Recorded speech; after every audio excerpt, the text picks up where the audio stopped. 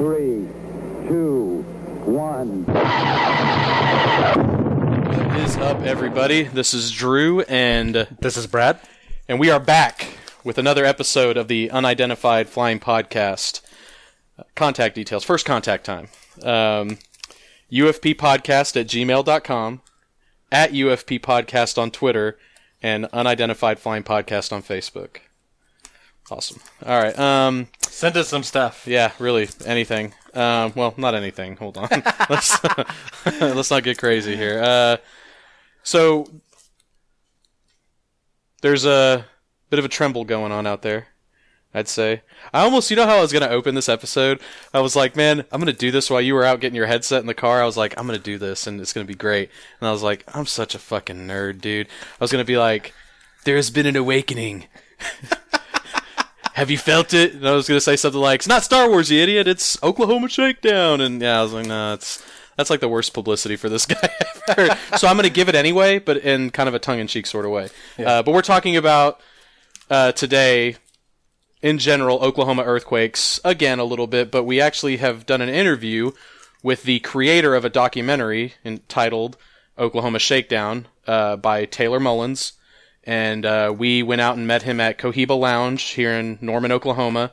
Pretty cool place attached to Royal Pipe and Tobacco over on Boyd Street. Yeah, pretty never cool been place. there. Yeah, I'd never been there either. Okay, and I was awesome. Like, hey, pretty cool little, what'd you say, nice like leather chairs and everything. It was pretty cool little bar. And man. we recorded an interview with him, and it actually sounded, I think, okay. I'm like, hell, if we can record there, man.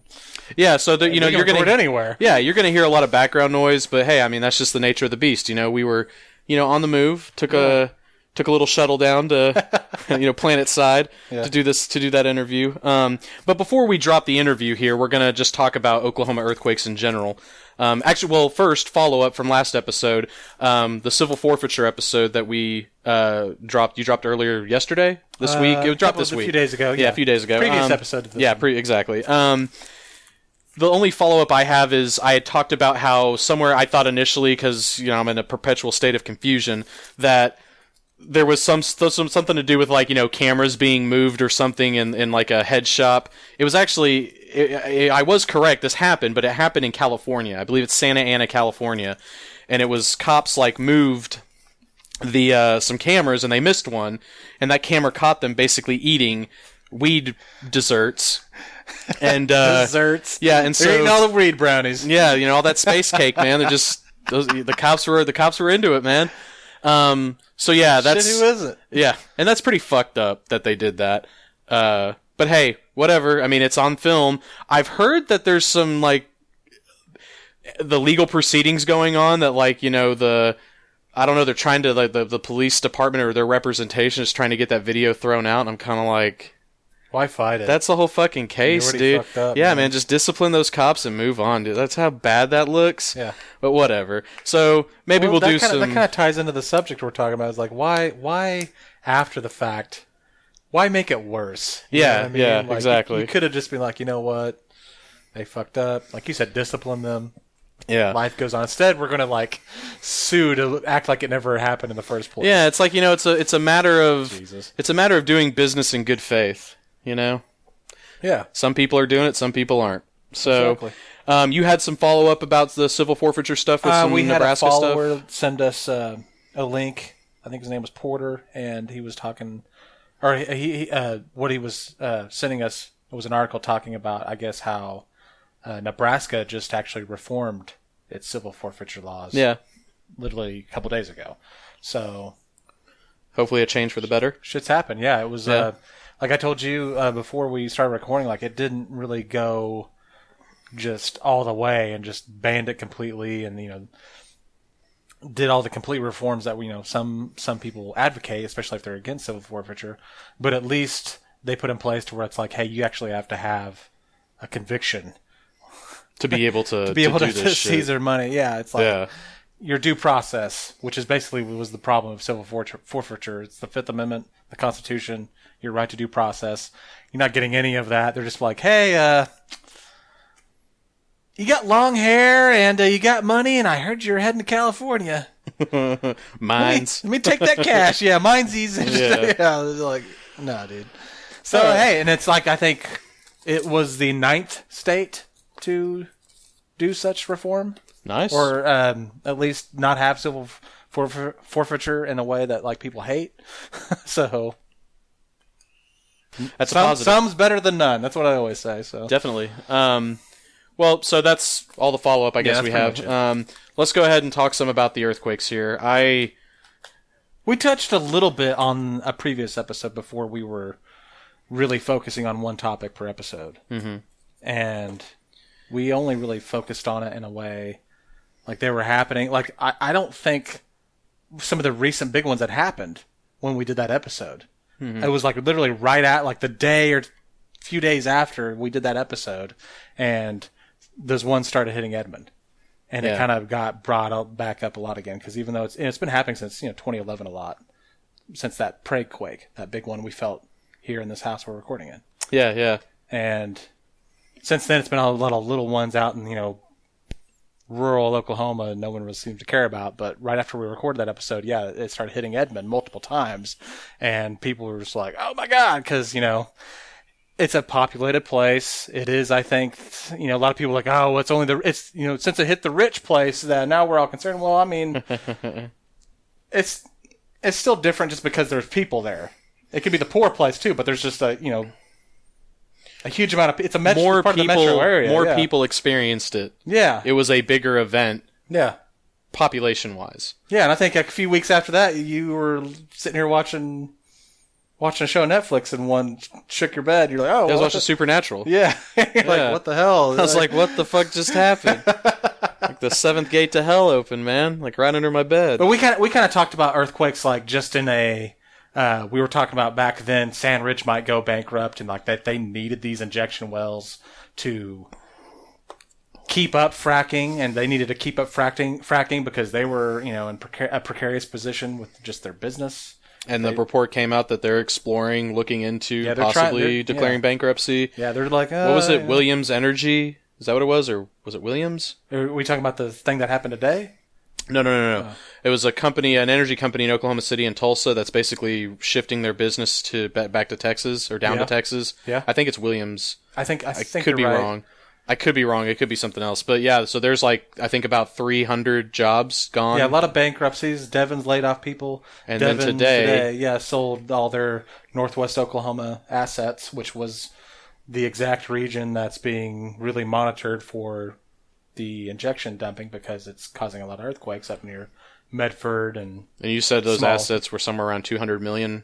That's what they sold them for. Did you? I guess you said I didn't. I didn't get a chance to read who they sold it to. I just saw that headline. I was like, oh wow. I bet they sold it to Disney. Disney's getting in the fracking game. Off of it. Yeah. Spider-Man shows up and saves the oil industry, or doesn't. Yeah. Saves the oil industry. Yeah. Or Iron Man just sweeps in and just rocket missiles the whole place and says fuck it all, and then sets up Stark fracking on top of it. Yeah. The only one we can count on is Captain America. Yeah, he'd be like, "This is wrong. Yeah, this is bullshit." So anyway, I just in general, I don't know, and this we talk about this in the interview with Taylor. I don't really know any of the science. I just know that the practice of fracking has just by leaps and bounds grown in the state, and it almost is like, I mean, you can just directly look at a very direct correlation, or a very obvious or evident correlation between the meteoric rise in the amount of fracking and disposal wells and the increase in earthquakes in the state. And again, like I said, I'm no scientist, but I look at that and I go, well, like you said, that one episode, Linda Kavanaugh, News Channel 4, was basically like, I can tell you where it's, Yeah, the governor came out and like, in response to all this, I'm going to set aside $1 million and we're going to form another task force to look into this. And she's another like, exploratory committee. Yeah, whatever the hell it was called. And it was like, shit, I could save you money. Yeah. I can tell you what it is right now. Exactly. Which I'm like, hey, good one. Yeah, hell yeah, dude. So anyway. And that's kind of the point, I think we already mentioned that, where she did the State of the State Union, Governor Fallin, and she was talking about like she apparently intentionally neglected to say what she was saying was like Oklahoma's had its share of tough times and adversities, from tornadoes to wildfires to drought and floods, and then that was it. And then someone in front of her, I'm guessing maybe someone from the other party was like, and earthquakes, and she's like, I didn't want to say that word. But yeah. Kind of like, why the fuck wouldn't you want to say it? Yeah, that's my point. I'm like, yeah, I know, dude, because I don't know. I guess she's. I'm your governor, and I want to ignore the elephant in the room. Yeah, that makes me fucking feel good. Yeah, dude, she's not up for re-election. She's done. She's in her final term. Yeah, and she's like, I'm just gonna get. You got to think like, I know we're gonna go into politics here, but I'm like, after all this and like where Oklahoma's heading as far as its budget concerns and like, just the lack of revenue and all sorts of problems, which, I mean, Oklahoma's had its share of anyway, but like the magnitude at which they're going at now, especially with the downturn of oil, politically, she's kind of like not going anywhere after this. Yeah, you mean like on the national stage or anything? Anywhere. Yeah, like she's hit governor. That's the highest position in the state, other than being a senator or representative. Yeah, I don't imagine I don't think she's going anywhere after that. She could have if it all been... we all felt warm and fuzzy about her freedom shakes. That's what she calls them. Freedom shakes. Yeah, every time the earth shakes, that needs, you need to feel good about how well the oil and gas industry is. She didn't really fucking say that, did she? Yeah, she did, dude. That's a Lost Ogle article, man. Are you fucking kidding me? No, dude. What? Holy shit. Yeah, you need to feel like, oh, man, I feel good because the oil and gas industry has our back, and it's just, that means the economic activity is just churning away. You didn't know this? I'm fucking speechless, dude. Are you serious? Yes, dude. Freedom isn't free. I mean, I don't want to go off half-cocked here, but what a fucking idiot. Like I said, she doesn't have anything to own up to. Was she joking? No. Dude, I mean, like I said, the oil and gas industry, man, let's all gather around a big hug. Love each other. Holy shit. So hold hands and sing Kumbaya. Okay. I'm dumbfounded. Okay, so anyway, which, we talked with Taylor, and anytime we brought the subject up, like, hey, the oil and gas industry, it's a part of Oklahoma. I'm not looking to get rid of it. I'm not looking to do that. I'm just I want, like I said, I'm a big fan of people in general, businesses included, doing things in good faith. Yeah, and I think the oil and gas industry has got a real problem right now with doing business not in good faith. Yeah. And that's something that comes up in Taylor's documentary. I mean, not apparently. I act like I'm shocked or surprised by this. I didn't realize the magnitude to which it seems our representation, i.e. Mary Fallin, appears to be representing us in bad faith as well. Because I can't believe that. I just cannot believe that. Well, think about like what went on with that whole debate in the first place, which is covered some in Taylor's documentary. Is the fact that municipalities throughout the state were starting to be like, hey, you know what? We're going to put, a moratorium or maybe a ban or maybe like, hey, you've got to be like so many feet away. You can't put us, disposal well like next to a school. You got to be like so many feet away. And we're going to start exercising our rights. Yeah, and the state came in and said, no, we made a bill. It's state law now. You can't do any of that. I don't care how. Yeah, it's all the Corporation Commission now. Yeah. So they basically took local rights and made it a state right thing and said, hey, you know what? I don't care what you think locally. A state that professes, a state and a party, and I'm not trying to dog on the Republican Party at all, but it is a party that supposedly harps on small government.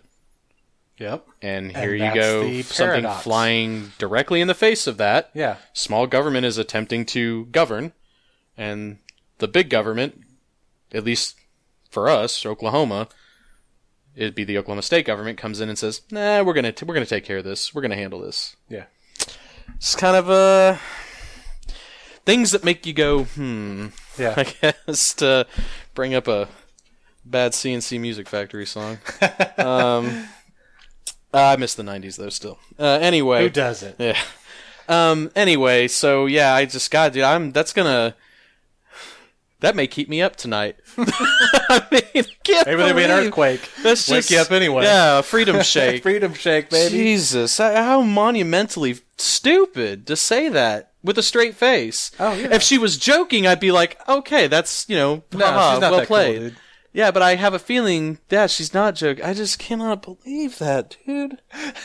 You're honestly upset. That hurts my brain, man. Yeah. Freedom shakes. Dude, I'm a pretty patriotic guy, but holy shit, dude. I draw the line at fucking freedom fries and freedom shakes and fucking hell. I saw that dude. as one of the arguments, and not just in Taylor's documentary, but like just random, places that talk about this issue, and it's the fact that, well, regardless of what you think, we need this oil. This country needs this oil. And if we don't drill it here, then we've got to go over there. Well, that's in it. That's in the documentary. That's what I'm saying. Oh, I've seen that argument just all over the place, not just in this documentary. And I'm like, that's one of the dumbest arguments ever, because that oil's not staying here. We're not like going, oh, hey, we drilled it here and we're all just gonna keep it right here, and it's an interest of national security, so we don't have to buy that foreign oil. That oil goes down pipelines from North Dakota, from here or whatever, to Cushing, down the Mississippi River, and it goes somewhere else. Yeah. Because all this stuff is traded internationally. And West Texas International, that's actually some of the names of this stuff. Sure. It's an international market. It's not like, hey, we just keep it all to ourselves and you go, hey, you know what, just in case. And we have the strategic oil reserve, where they, they pump it into the ground and keep so many barrels, for something like that. Yeah. I don't think it would last us very long, but that's its own debate.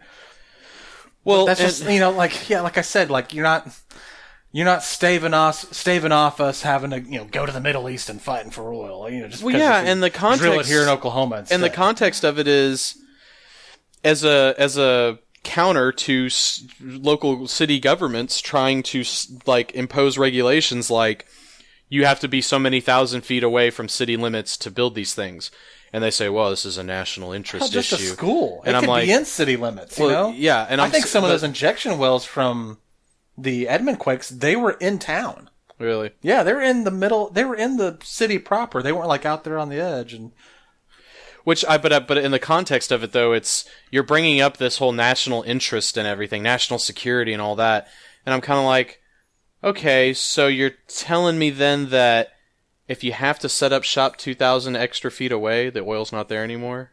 Yeah, I'm pretty sure the context isn't to say stop fracking. The context is we want to be able to impose regulations to say frack farther away from city limits and stuff like that. And they say, whoa, we've got this national security issue. Okay, that's great. You can have that over 4,000 or 2,000, 1,000 extra feet away, and you're still able to get your oil. Have you ever seen There Will Be Blood, the movie? I have not. Well, there's a quote in it, and he's always like saying, "I drink your milkshake." Yeah. And that was particularly true with, old oil wells. Some of these new fracking jobs, especially like the ones done in North Dakota, and I just know some of this because my dad's worked on them, they drill down 10,000 feet. Mm-hmm. Okay? A mile is 5,280 feet. Yeah. So they almost go 2 miles down. Yep. Then at the bottom of that, they go another 10,000 feet out. So like you're saying, like, why can't you can just like maybe put the injection well or fracking or anything over away from the city, away from places people don't want them. Yeah, or where you got to drive a couple miles outside of town to see them. Yeah, whoop-de shit. Yeah, and I don't know. It's a silly argument. I totally agree.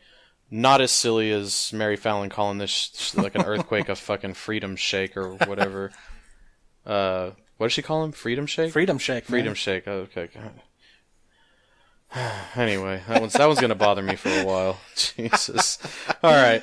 Well, was there anything else about this in general you wanted to talk about before we? No, I mean just you already mentioned the place where we were recording at, so yeah, we're gonna try and clean up the audio a little bit for that, and we'll give at the end Taylor's contact info. Okay. Because this documentary isn't out yet. Correct. He actually let us watch it,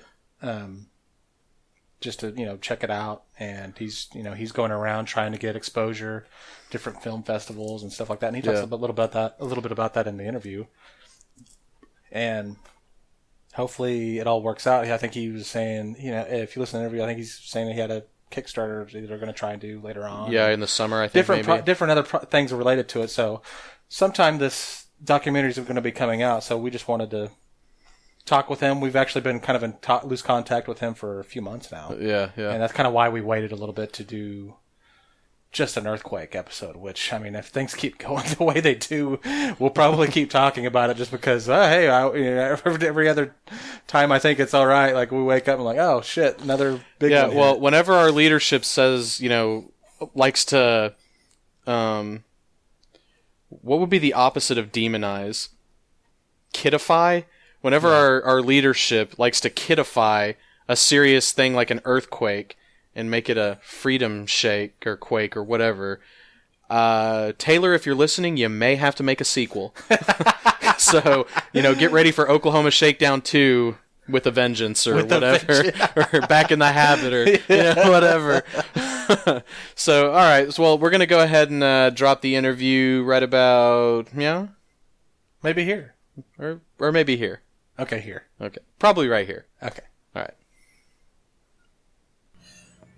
All right, guys, we're here in Cohiba Lounge in Norman, Oklahoma, and we're sitting with Taylor Mullins, creator of the Oklahoma Shakedown documentary.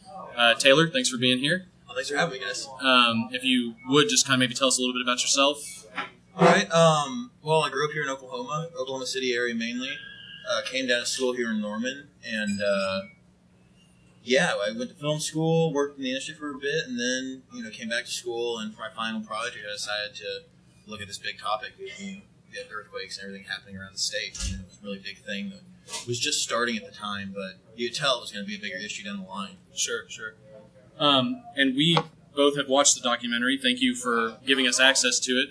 Of course, I want anyone to see it. Anyone that's interested, I want them to see it, and that's the hurdle we're coming over now, is getting it to as many people that want to see it. Yeah, and you were just talking to us off air here before we started recording about how you've kind of had some trouble getting it into a film festival. Right. Have you got? Actually, I was going to ask. I guess I'll ask it now that we're recording. Have you gotten into any film festivals? Yeah. We've actually gotten into two. One was Cinefest out in L.A. It's actually a monthly film festival. Okay. But they showed it up there, and then also this weekend we'll be playing in the Bare Bones Film Festival in Muskogee, Oklahoma. Nice.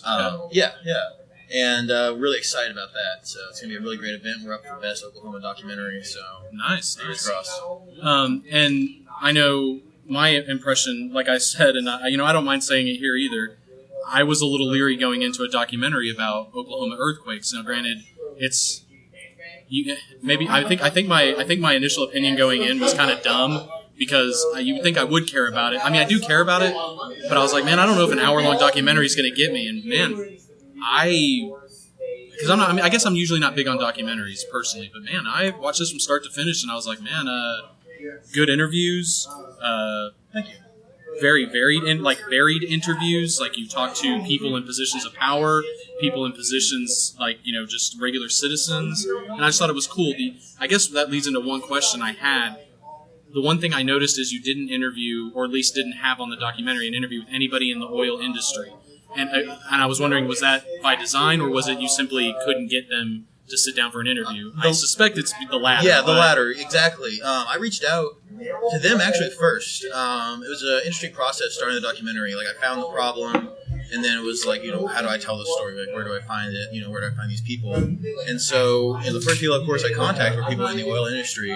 But at least I have that side of it. I have someone, some scientist saying something that's something to go off of. And, across the board, most didn't even respond to my emails. The ones that did told me, I was wrong or something, and then just didn't respond to anything else after that, or, thought I was trying to bait them into something. But I really approached this with a fairly open mind. Sure. I'd done research on the subject already, and so I was kind of slanted at that.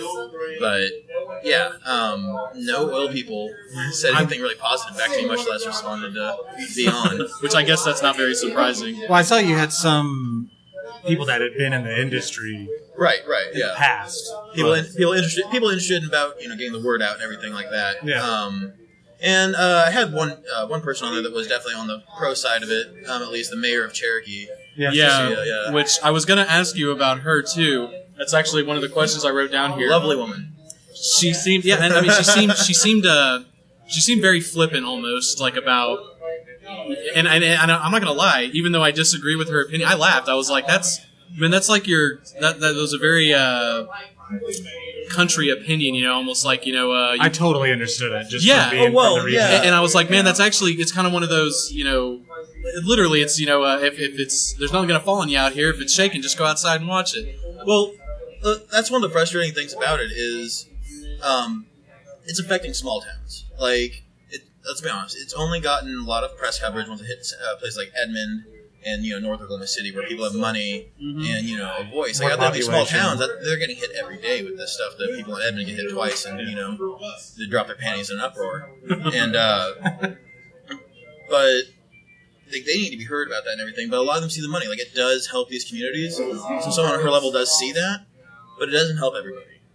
She seemed like her basically. I mean, the thrust of her opinion was, it's not a big deal. Everybody's whining over nothing. If it wasn't this, it'd be something else. Exactly. And I was curious, was she even more kind of unchained on off camera? Like, well, okay, because she seemed really like, I don't care if the camera's rolling. I'm going to tell you what I think. And I was one thing to understand about this. I did have a couple people help me at one time or another, but mostly it was me setting up all these license stuff. I had like an hour-long setup, and I think that interview lasted about 9 minutes. Really? There was multiple she's parts just sitting there the whole time. Here's an interesting, funny behind-the-scenes thing. That interview happened in a motel that she runs, while she's the mayor. The original establishing shot was the motel, but my professors looked at that and were just like, why are you showing this motel and then interviewing the mayor? And so she has that, so we were there. However, the town hall had actually been damaged by earthquakes that happened like 2 days before. And I brought that up to her, and while it was in like the front page of the Enid newspaper and several other local papers, she said that no one had ever told her about that. And wow. Oh, and back to why I brought up the motel. Like, while we were setting up, multiple times she kind of had outbursts at employees that kind of made me cringe a little bit and feel really awkward. So I'm serious. I totally understand the mindset. Like, what she's talking about, like, oh, that's just the talk at the coffee shop. I'm like, that's my childhood. Right there, where it's exactly, just like, everybody knows everybody. It's just no big deal. Well, that's the problem. No one wants to speak out against their neighbors. Their neighbors are benefiting from this, and these are small towns, like 600 people, 2,000 people is a big small town. Which is where these are affecting, and it's kind of one of those, you don't want to be a pariah. You certainly don't want to be a pariah in a small community. You don't want to be the reason your neighbor's not making $2 million a year. Exactly. Like, well, that seemed like that was some of the legal argument with. And it has saved a lot of farmers. Let me say that. Like, you see a lot of ads out that are pro-fracking and how it helps farmers. Yeah, and it does help farmers. With mineral rights? Most don't have those mineral rights. And that's important to know. You'll see a lot of highly produced pro-fracking ads about how it helps farmers. And it does help farmers, but it doesn't help all farmers. Yeah. I think something that was interesting is, you talk about, I guess the impact's greater on such a smaller town when, the jobs. Mm-hmm. Everyone's working in that industry, and like you said, you don't want to speak out against them. But I'm like, what? Other than that, what are the benefits that this stuff has brought to, say, like a small community? I mean, they inject, I guess, tax money. Well, Cherokee. I'll give you some examples from Cherokee. Cherokee's changed a lot. They now have, kind of like fancier gas stations and fast food restaurants. And to give you an example, like, this is a small town that sounds like a joke, but they were excited when they got a Subway. Oh, that's a huge deal. Yeah, they were excited when they got a Subway and a Sonic. Yeah. Like, which was brought on because of all these oil workers now living in town. Yeah. And they have that extra income and things like that. There's a tax thing, from what I was led to believe, how the taxes work for money going back to those towns and everything like that is that it's by population. So when they're out there drilling and everything, it's the larger towns that get the tax money back to fix roads and everything. However, in Cherokee, where they have just hundreds of giant trucks driving down their roads, wrecking them every day, they don't get that money because they only have about 2,000 people. So they're not getting money to repair their roads, but they are getting these fancy, flashy, Subways and Sonics. Yeah, newer establishments especially considering the backdrop. Another thing, and this is controversial, but I did have a lot of citizens talk to me about it, and I didn't include this in the film. So another kind of behind the scenes thing is crime's gone up in a lot of these smaller towns that bring in a lot of oil workers. Like, nothing against oil workers. I have a lot of friends that work in the oil industry. I'm from Oklahoma. Yeah. But a lot of them, they do hire, some people, you don't want to say less desirable people. Yeah. But, people that kind of like want more than others. And, like Cherokee, I think they have an extra 600 to 1,100 workers that aren't part of the town that now live there in a lot of trailer parks, and they have 3 cops. Yeah. So they doubled in population, essentially. And only have, 3 cops to still patrol all of that. And so, not even the people in general, just crime just goes up like that. When you have Just add more people. When you add more people, less cops. And forget the actual criminal element you may actually unknowingly be introducing into a populace. So. And you're not saying anyone is more criminally inclined than anyone except for else. roughnecks. Those are generally terrible people. No, I'm just kidding. I'm kidding. No, but it's just the population in general. It's just a number thing. More people there, there's going to be more bad people. It's like not one industry brings in 100% good people. Yeah. So, and it's interesting to see, and it varies town to town, but and whoever you talk to. So. And I think since we're almost 10 minutes into this interview, I think because you brought this up before we came on, and I think it's important to say, but I know you wanted to say it too, is that as you said, you're a filmmaker, you're not a scientist, right? That's yes, and I think that's one of the strong things about your documentary is that you did not inject yourself into it. Really, you step back. There's only a few moments where you throw up some text to kind of transition from just one thing to another. Yeah. And everything else is whoever your subject is. You're letting them speak. They appear to get out. It doesn't seem like any of them felt that they were shortchanged in the amount of time that they had Everybody to talk or anything. anything. A very long time. Like every one of those interviews was, aside from the mayor. the mayor was at least 30, 45 minutes. Okay. So, yeah. And like I said, I thought it came off well. I thought it was a very Thank you. diverse sort of look. Other than the only thing that was missing, but like you said, it was not through lack of trying, was somebody from the oil industry. I was Right. actually surprised, when you actually got the Corporation Commission guy on. I was like, oh, wow. Yeah, no, he was eager. He actually came on twice. We had some issues the first time. And I actually kind of looked out with that because how in the film they passed, not to give too much of the film away, but, things were passed in Stillwater that changed things. And so while our first interview was messed up, he allowed me to come back and get another interview with him that was, full. And it was a little more current to what had just happened. Exactly, yeah. And that's cool. I mean, the guy, and he didn't seem to really fall on one side of things or the other. He was kind of, really with the ruling, he was surprised. He was kind of like, I thought very frank about, we don't even really understand what's now what we're supposed to be responsible for. Mm-hmm. So, which is kind of, you would think that entity would be maybe involved in the process a bit more if, they were going to all of a sudden be like, now this is all your responsibility. So I thought that was kind of interesting that somebody who's now going to have all this extra responsibility thrust upon them was kind of like, it's a bit of a surprise to us. Mm-hmm. We're still going to try to figure out what we can do, what we can't do, what still, municipalities will take care of and stuff like that. So I thought that was interesting. And like I said, I was surprised with, since there were no people from the oil industry, people currently working for the oil industry, I thought that was a great grab for an interview. I don't know, were you guys excited when he finally agreed to do it the first time? He was on board from the beginning. He's a great guy. Mark Skinner's a great guy. Mark, I'm sorry, I'm bad with names. Mark and Mike, pretty sure Mark. No, you're right. Okay, cool. Excellent. He was always on board. He was on a lot of the panels. He was always someone before they, transitioned to being in control.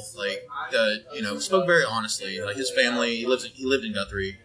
I'm sure he still does, but it's one of the places that was highly affected by these. And so, from the beginning, he was very open. So, I guess take a step back for a minute. Like, why did you choose this as a topic?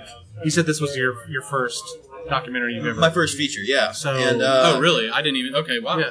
Well done for your first go round. Yeah, thanks, man. Thanks. Why'd you choose this topic? Well, I felt it was important, and I was looking for things to really focus on. And then, the earthquake started happening. That was really picking up. And the real tipping point, I went on kind of like a test, scouting, weekend. I told my girlfriend we're going on a romantic weekend throughout these small towns of Oklahoma. I'll think of the best hotels.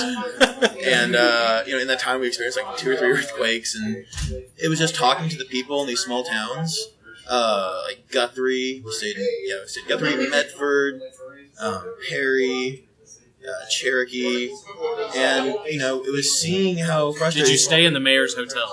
No, we did not. Oh, come on! That was the one romantic place. We stayed at this great bed and breakfast in Cherokee, Oklahoma, called Granddad's Porch B&B. Everyone should stay there. Stay there 3 days. You'll most likely feel an earthquake. So it's beautiful. It's awesome. But yeah, the mayor was full with roughnecks. So gotcha. Okay. But this place is cheaper than that and much nicer.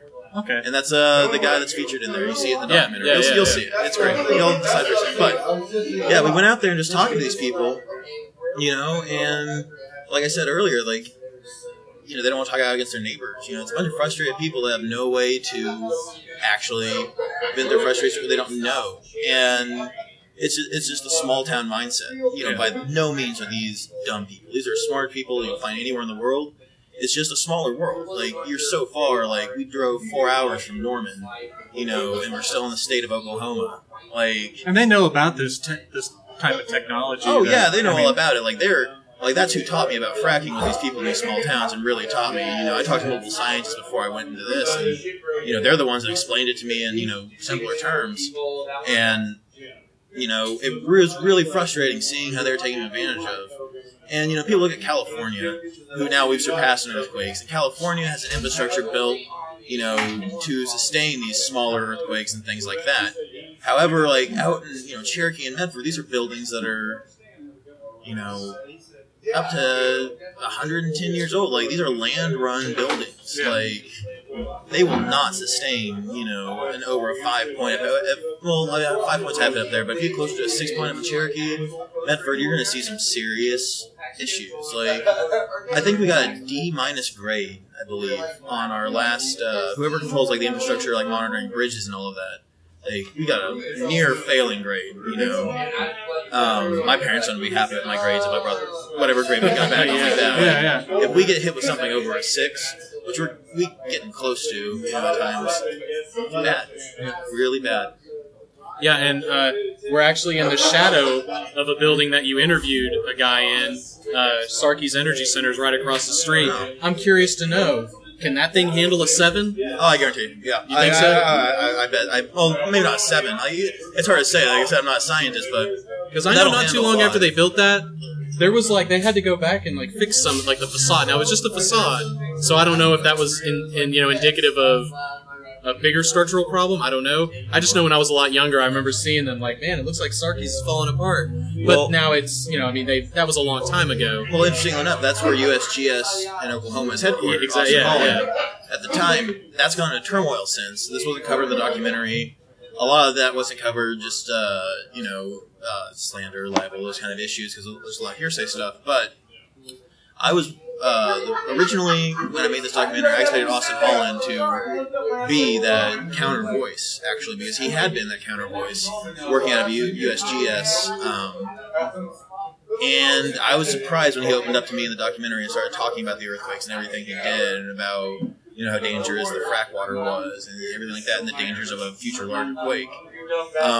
About a month later, after I was one of the first people to start talking out to, about a month later, he stepped down from that position and has since left USGS. Really? Mm-hmm. Or at least that position there. He's going to Utah, I believe.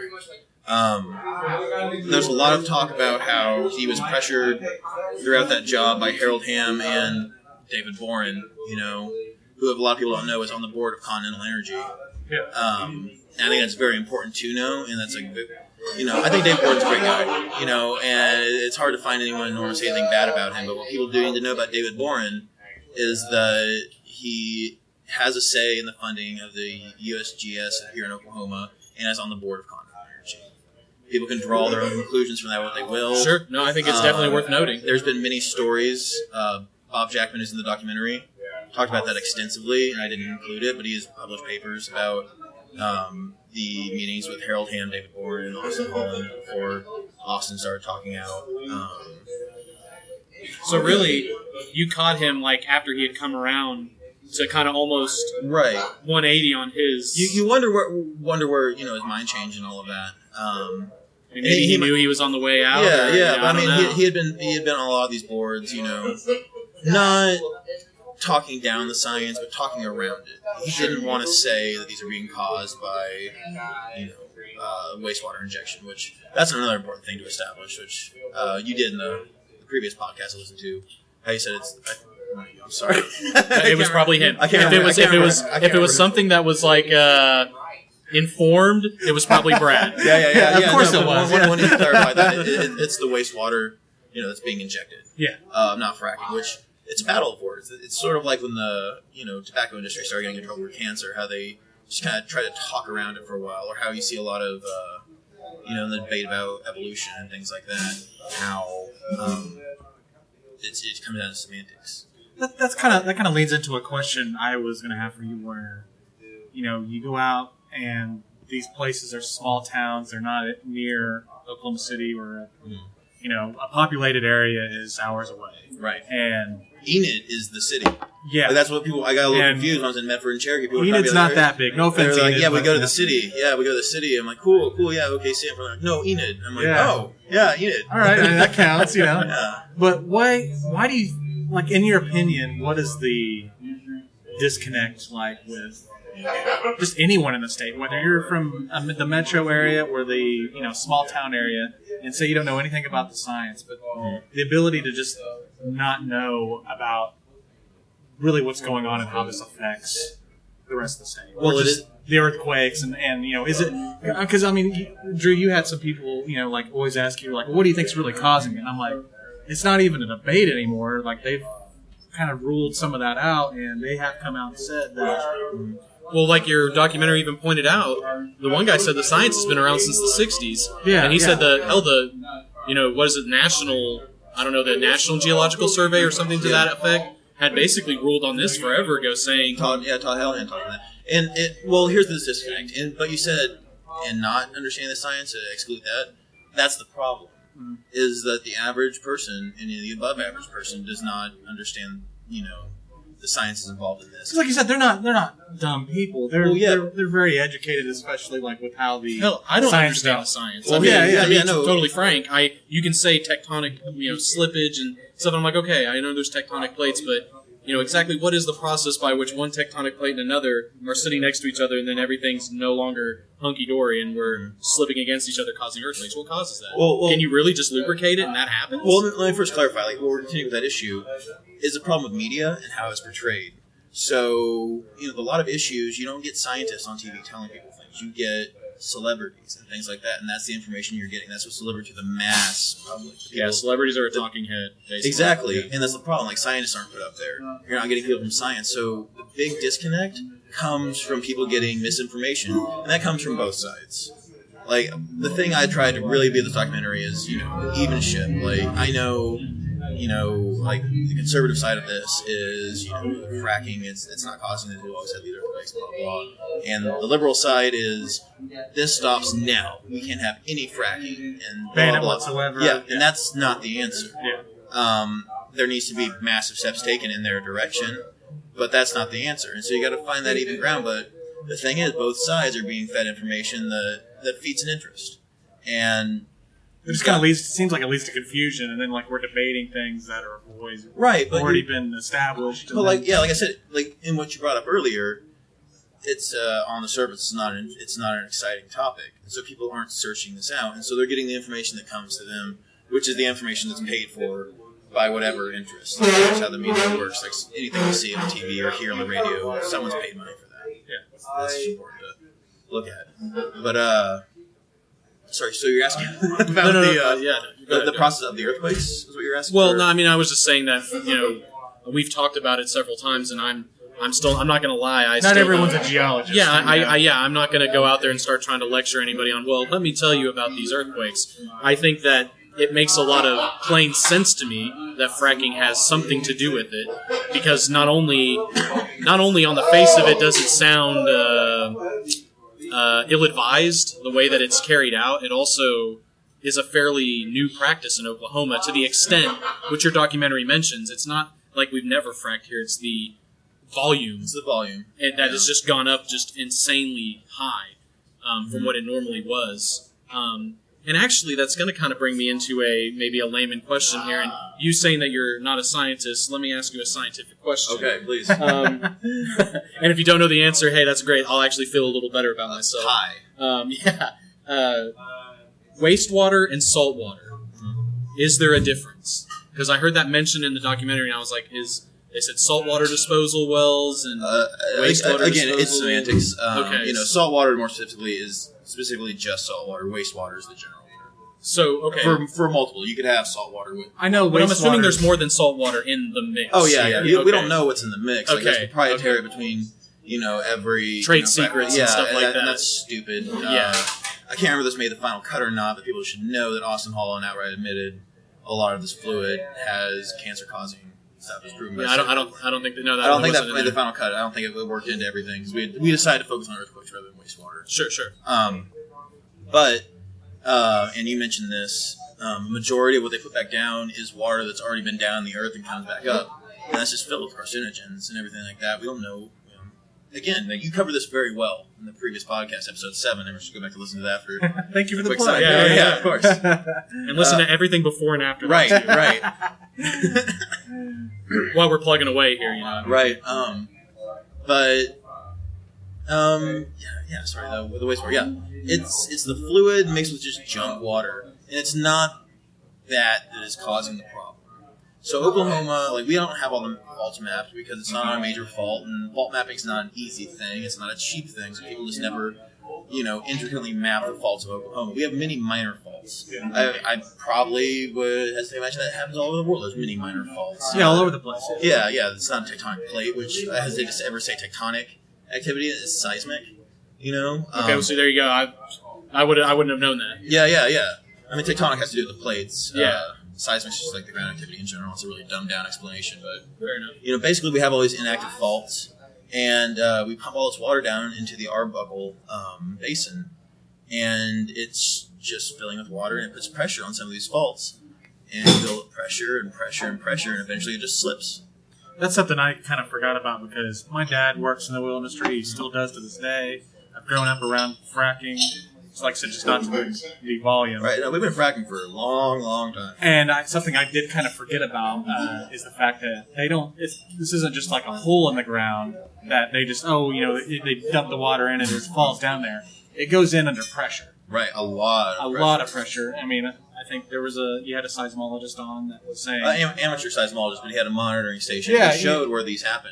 And the fact that, he was saying, you could kick, some of these will kick on, they won't work, and then they'll just force it down anyway. So it's not even just the fact that you're just putting that down there. You're putting it down there under pressure. Yeah. Which, that alone could be problematic. I don't know. It's the pressure. That's what it boils down to. It's pressure. Yeah. Put enough pressure on anything in the world, it's going to... Yeah. Shit, that's physics. That's the most based on physics. You blow a balloon up too much. Right. Yeah. And I guess that kind of leads into another little bit then. Is there any type of geology or any place in the United States or the world even where disposing of this stuff is feasible?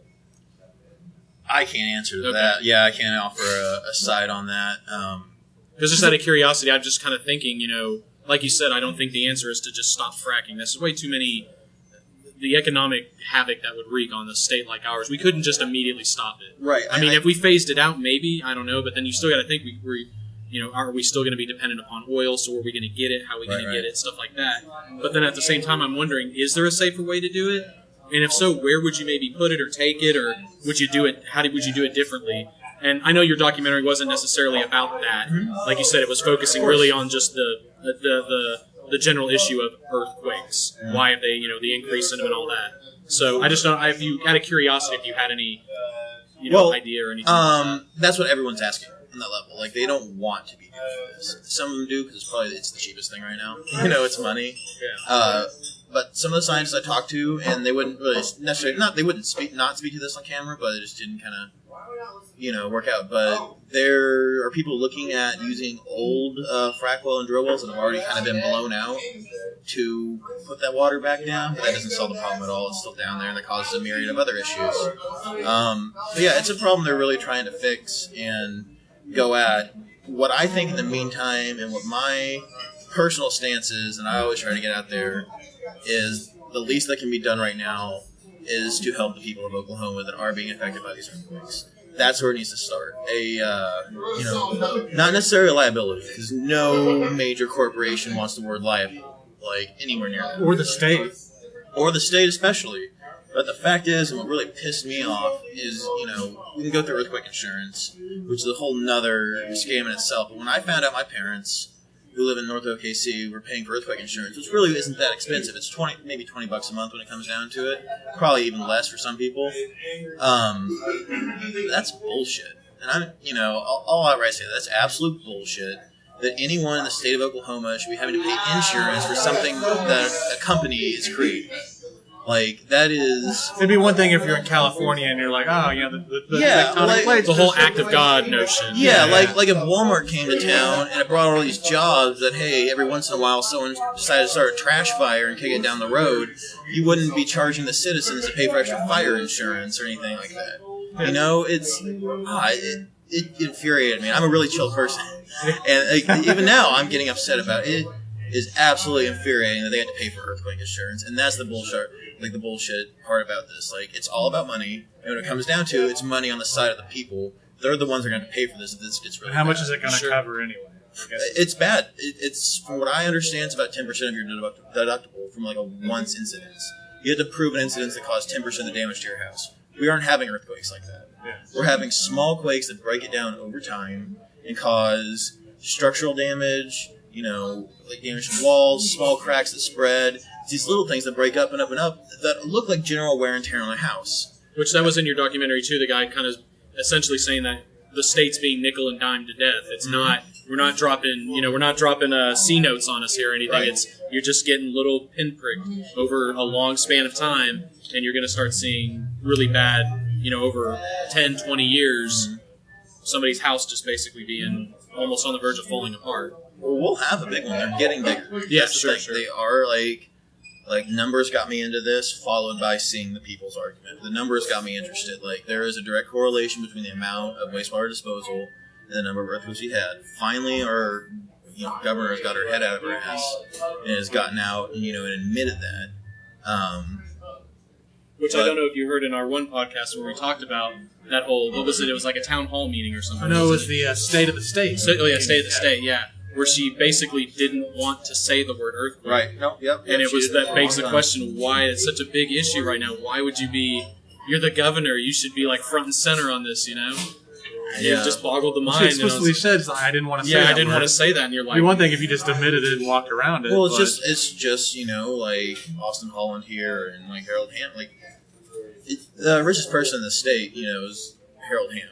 Like, the dude essentially invented or pioneered the business side of fracking. The dude's a great man. He's made billions of jobs. Not billions of jobs. It would be billions of dollars, maybe. Yeah, billions of dollars. thousands of jobs. In the state. Thousands of jobs. He's helped the state immensely. But it's setting up for, a greater disaster, sort of like kind of the Wall Street thing and all of that. It's these short-term gains, could create a long-term disaster, and it's not guaranteed. We're putting faith on it, and the numbers they're getting stronger. The frequency, from what I understand, has dropped down a little bit since they've really started monitoring it, at least in the places that really complain. I did see that OCC had some kind of plan where they did scale back some of the injection levels. But it seems like what's kind of disturbing is they're not proactive. It's just the fact that something bad happened. Okay, now we've got to step in. So exactly, if that big one comes, or just even a bigger one that's big enough.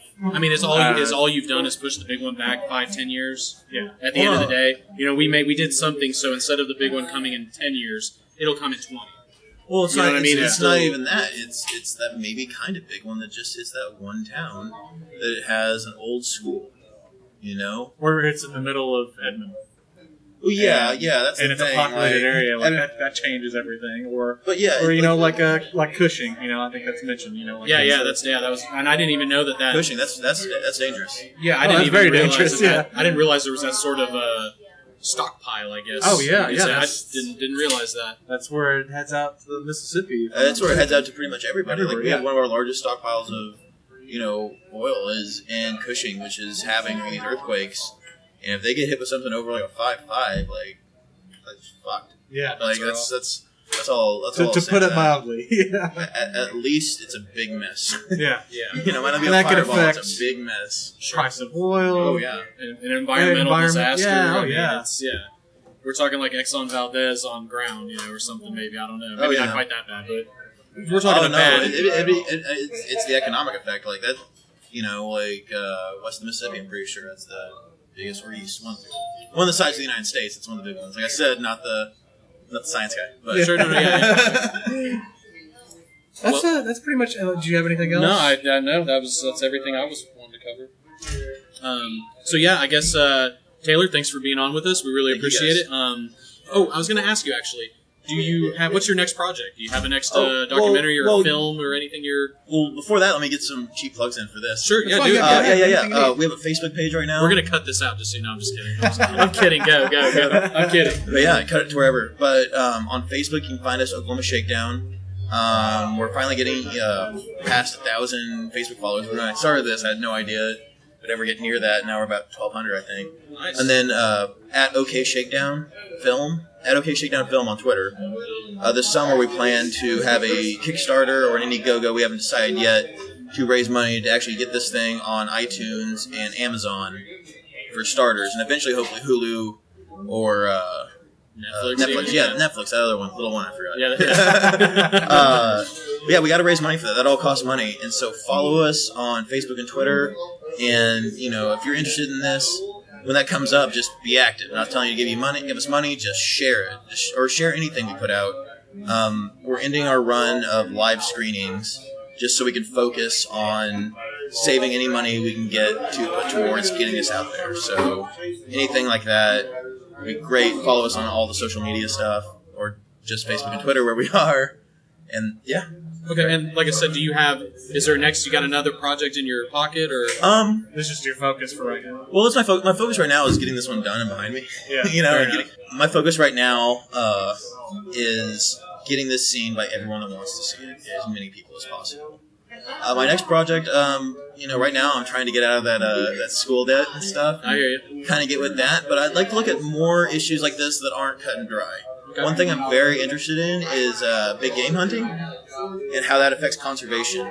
And just like this topic, it might have seemed like I came in from my anti-fracking side, but I really looked at it from the beginning, like I will in this next project. I want to see how big game hunting actually affects, conservation, and that's one of those things where I think it actually does. And I'm not talking about hunting ranches and stuff like that. I'm talking about the actual big game places in Africa that, in some countries like Namibia that don't have people that donate to, the conservation fund, and every once in a while. Which is almost, that's kind of like those countries' arguments, or some of them, why they do them is to help conservation. These Westerners basically come in and pay big money that they supposedly use for conservation. So I think that's an actually really interesting question. Is it worth it to take that guy's, or gal's money, let them kill something, so then you can hopefully preserve more of those things that they killed? And it's a really, it's an interesting question. One of the things you hear about from that, and it's probably a totally different, podcast. No, we don't do that. Yeah, it's cool. Giving me ideas, man. But yeah. We'll have you back on for that one.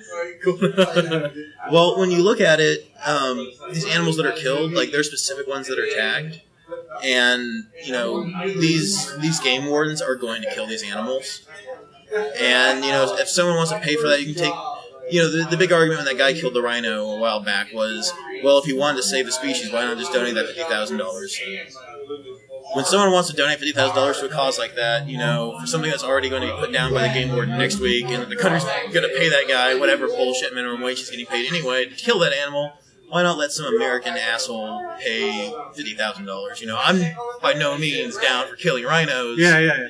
But, it's not a black and white issue. What is the effect? That's what I see on, so many things is, I think it's so much gray. This is a gray issue with fracking. That's a gray issue. Yeah. Things like that. I'd like to talk about poachers. I mean, I don't think that would happen. It'd be hard, but there's always a sympathetic That might be a dangerous interview. Well, here's the thing. It'd be dangerous because the game warden saw you with the poachers. Because the sympathetic side of this is the penalties for poaching are so high, it's kill on sight. Really? Oh yeah, game wardens, you open season on poachers. Open season on anyone with a gun that you don't really know is out there or you think shouldn't be out there. So these people are only going out there because they absolutely have to. Gotcha. That's the only way they're making money, is going to poach. I'm not in any way condoning poaching. Yeah. But there's a story. But the there argument too. is these guys are doing it to survive. They're kill on sight. Like, people here in America, it's not kill on sight to rob a 7-Eleven, but people do it. You know, it's like these people are just trying to. They're robbing their own 7-Eleven, and it's much more dangerous than here. Sure. So yeah, there's. That's an interesting topic. Story. Like I said, that's a documentary I'd watch. So yeah, okay. Well, is there anything else you wanted to say? Well, no. I mean, will this be out before Tuesday? Hope it's not. I understand. I don't know. Might be it. It's up to you. If it is out before Tuesday and you're in Tulsa, come to Circle Cinema Tuesday night, April 26th, 6 p.m. We're having a screening. We'll also be having another screening in Guthrie on May 10th. May 10th. So follow us on Twitter and Facebook, and you get all that information. And then eventually, hopefully, if not in June, by July, we'll have our Kickstarter and everything like that to get this to everybody.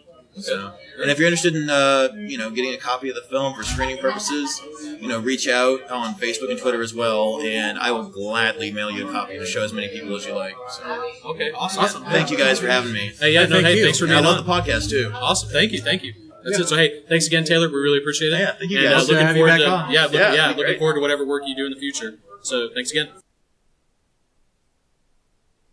Okay, so that was Taylor Mullins, creator of Oklahoma Shakedown. I personally thought the interview went really well. I was a little worried, not about the subject of the interview, but just that we were going to be doing it in a public place and everything, and I think it actually turned out pretty good. Anything you want to say about the interview in general? No, just like you said, specifically? I think, hey, if we can record there and it sounds okay, then maybe we can do more Yeah. of things later. We're new at this. I think one of the things Taylor said to us was like, hey, I actually listened to some other episodes and it sounds really great. Which we were like, really? Like, wow, really? All right. Like, I'm Sweet. still learning, dude. Yeah. So, hey, if that's the impression we give off, we're established, man. Yeah, we're established. Let me go ahead and share his contact details. Once again, real quick, I know we've said it, but that interview was done at Cohiba Lounge here in Norman, which is attached directly to the Royal Pipe and Tobacco shop on Boyd Street. And I think, it seems like we're shilling for him or something, but no, I mean, we don't have any relationship with them or anything. No, that was the first time I've ever even been there. Yeah, so just thought it was a cool Just place. my first impression. Yeah, I thought it was a hey, cool place. So if you're into that kind of stuff, pipes, tobacco, cigars, and hey, like I said, they got a bar there. They serve beer. They got, hey, Yeah. if you're into any of that kind of stuff, it's a pretty cool spot to stop by. Yeah. And hopefully this subject is something we'll probably be coming back to, just as far as like local laws and things concerning it. And unfortunately, I think, it seems like this is not gonna. They ain't gonna stop fracking. No. And they ain't going to stop doing the injection wells and all that, disposal wells and all that stuff. Maybe they do just because some of these companies are going under, but I don't know. Which that's really bad for Oklahoma, too. That's a whole different topic of conversation for a podcast or whatever, which we've talked about, actually, how tied up in energy our state is. Yeah. It's,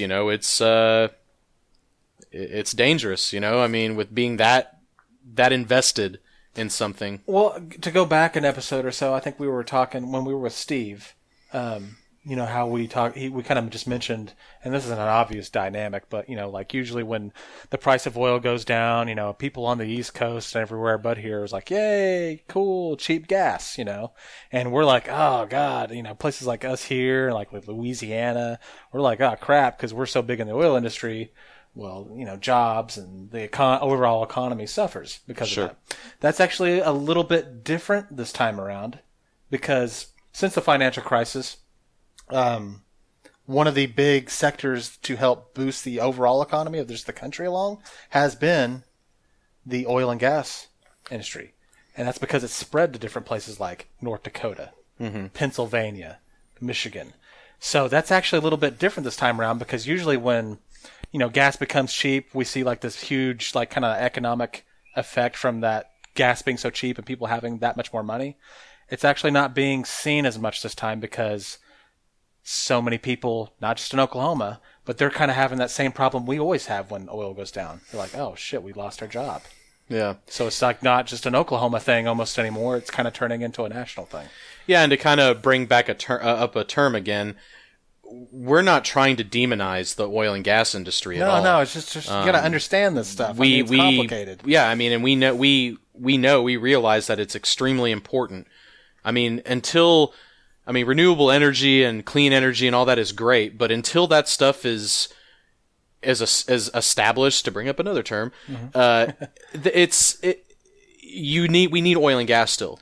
Frankly, we still need it. Yeah. If we want our quality of life and our civilization and everything to carry on as it is right now, we need fossil fuels. Yeah, and that's an interesting point because I think we're going to probably return to the renewables and wind energy and that type of thing as a subject because we've done an episode just on that. And one of the person we used for a previous episode, I think we used his economic research on the beer episode. Yes.